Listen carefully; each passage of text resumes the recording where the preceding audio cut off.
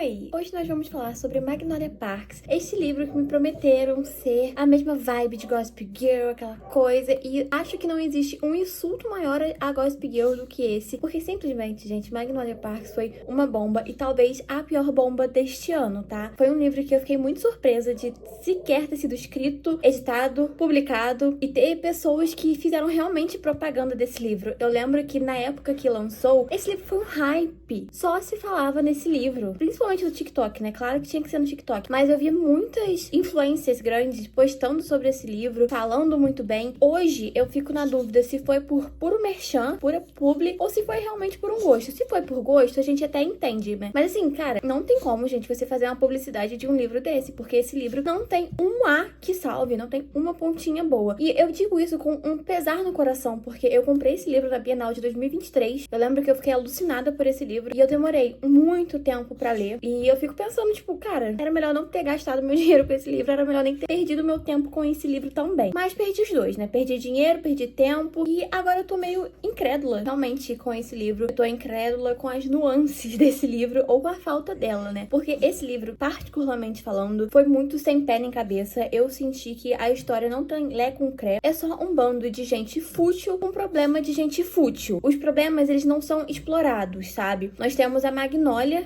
que ela é a protagonista, e ela é ex-namorada do BJ, que é um outro protagonista também, e temos no livro os dois pontos de vista, né, desses dois personagens. Ele fala que ama a Magnolia é o amor da vida dele, mas ele não pode ver um rabo de saia que ele quer transar com este rabo de saia. A Magnolia, por si, é uma corna mansa, que ela perdoa tudo que o BJ faz. O BJ já traiu a menina, já quase teve uma overdose, promete fundos e rios pra ela, não cumpre nada, e ela continua dormindo com ele. Dormindo não no sentido de ter relações sexuais, mas no sentido de, literalmente, ele dorme todas as noites na casa dela. Eles sendo ex-namorados, eles sendo péssimos um para o outro, tem uma relação de codependência ali tenebrosa e realmente muito assustadora. E assim, é realmente assustador o nível de dependência emocional que a Magnolia tem no BJ, porque ela não vive em um mundo sem um BJ, isso pra ela é inadmissível. Ela também não pode ficar solteira, porque se ela não está com um BJ, é um namorado novo a cada 3 meses.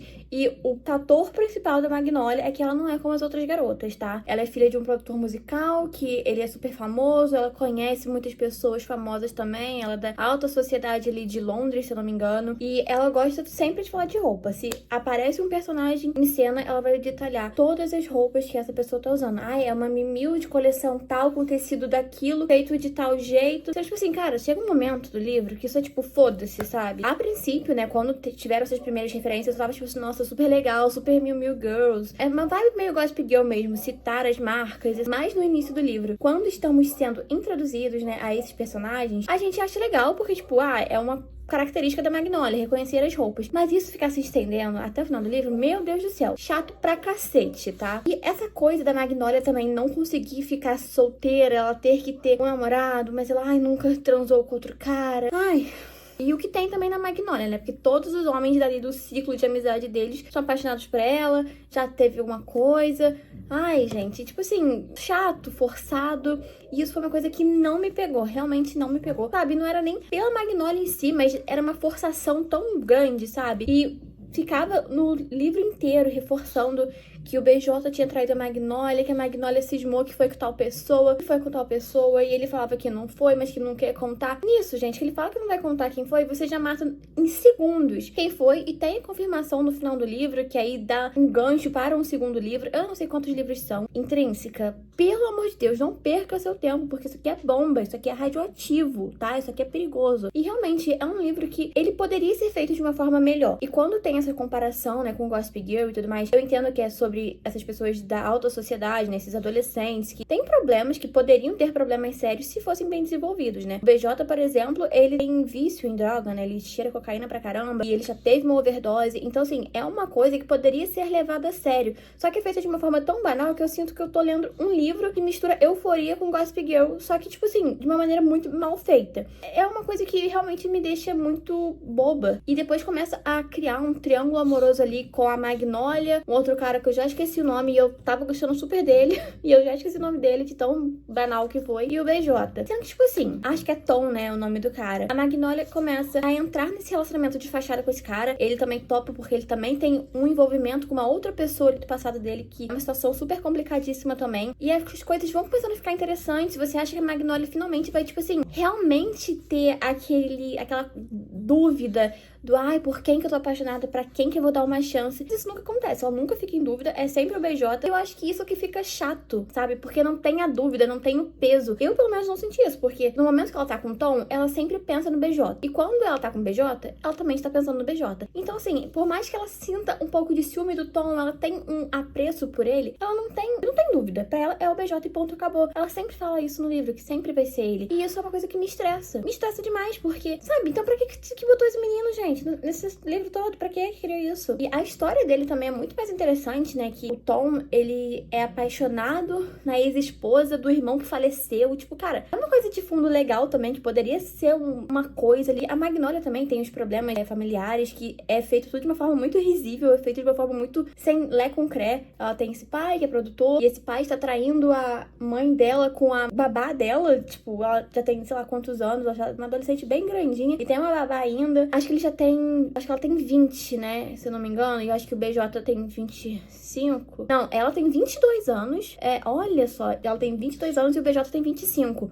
E isso também foi uma coisa que eu fiquei assim, cara, primeiro, por que a Magnolia tem uma babá com 22 anos de idade? Isso faz o menor sentido. Ela tem um segurança, né, um homem ali que vai estar defendendo ela de um paparazzi, de um fã. A gente até entende, né, porque é alta sociedade, pessoa rica, famosa, ok. Mas uma babá amada. E ela encontra essa babá em um momento em que ela está namorando com o Tom, mas ela vai viajar com o BJ, e aí ela encontra lá, e aí, tipo assim, aí depois vai a turminha toda viajar porque ela teve esse problema com o pai dela ameaça nela. Gente, tipo assim, são camadas que não são exploradas e poderiam ser muito bem exploradas. Isso é uma coisa que me estressa. Então, tipo assim, realmente foram pontos que foram me desagradando. Eu acho que o principal disso tudo é essa questão, tipo, eles não são adolescentes. Gossip Girl, eles tomam muitas decisões erradas, só que eles têm, tipo, 16 anos. Acho que na série, né? Nos livros eu nem sei a idade deles. Se bobear, eles são até mais novos. Só que, tipo assim, eles já têm 20 e poucos anos e a galera toda agindo como se tivesse, sabe, sendo pré-adolescente ou adolescente. E isso pra mim é uma coisa que não faz sentido. Por mais que você seja herdeiro, vive na regalia, você não ter uma consciência da sua idade, você agir igual adolescente, poxa, gente, isso é patético, sabe? Isso é o que mais me estressou, assim, no livro inteiro. Ai, tiveram diversos momentos que eu quis realmente abandonar esse livro. Eu comecei a ler o livro, deve ter uns 3 meses, eu acho, e eu fui postergando porque não tava funcionando e eu achava que era só a questão do momento, mas não era questão do momento. E o tempo inteiro eu queria largar esse livro, só que eu ficava pensando, não, em algum momento ele vai ficar interessante, em algum momento ele vai me prender. Quando a Magnolia decide dar uma chance pro Tom, ela vai realmente pra cama com ele, eu penso, nossa, agora as coisas vão fluir. Mas não fluem, porque ela transa com ele e na mesma noite ela vai atrás do BJ e abraça ele e chora no colo dele. Então, tipo assim, sei lá, eu não consigo. E é uma coisa que realmente me estressa, porque o BJ, ele tem essa obsessividade com a Magnolia e ela vice-versa, só que ele tem uma possessividade em cima dela, que é muito surreal. Ele pode taçar o pau em que ele quiser, mas ela não.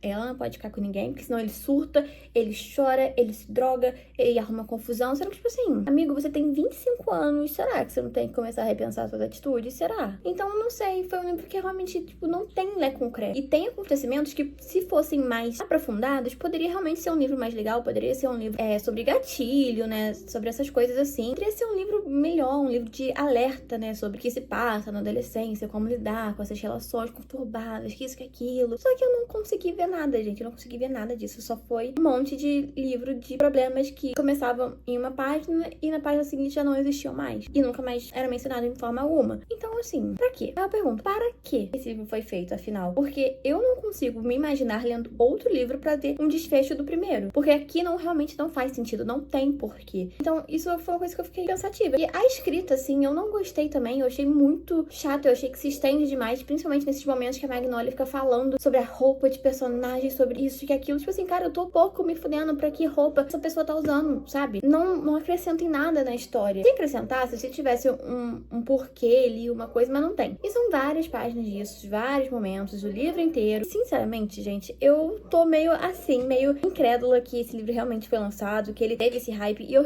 tô pensando, tipo, se as pessoas que falaram bem, os influencers e tudo mais, foi realmente por publi? Foi realmente porque não queria desagradar talvez uma editora ou tudo mais? Porque assim, não me passa mais alguma credibilidade. Eu sei que existem gostos, né? Gostos pessoais. Só que assim, gente, esse pra mim realmente foi um que me deixou muito, muito revoltada. Porque não tem, gente, não tem nada, não tem uma coisa que faça sentido nesse livro. E tipo assim, eu gosto de ler livros sobre gente rica, de alta sociedade, mas que tem um problema, aquela coisa que torna aquelas pessoas mais humanas, assim, né? Porque a gente vê essas pessoas famosas, a gente meio que esquece, né, que elas são famosas. E isso realmente é um defeito de toda a sociedade, sabe? Porque nós não estamos nessa posição e essas pessoas são vistas como, nossa, inalcançáveis, assim, sabe? Como se fossem deuses. E isso é uma coisa que eu gosto de ver livros que mostram que não é bem assim, que essas pessoas também têm problemas. Tipo, né, em Gossip Girl, por exemplo, a série A Blair tem distúrbio alimentar, o Chuck tem uma fase de ser viciado também. Então, tipo assim, são coisas, né? São problemas que são relatados de uma forma mais legal, sabe? Uma forma que você consegue sentir um pouco de empatia por esses personagens, você quer que eles melhorem porque você se importa com eles. Aqui, gente, eu tava pouco me lascando, eu queria logo que o BJ morresse, eu queria que a Magnolia se matasse, eu queria que esse livro só acabasse, sabe?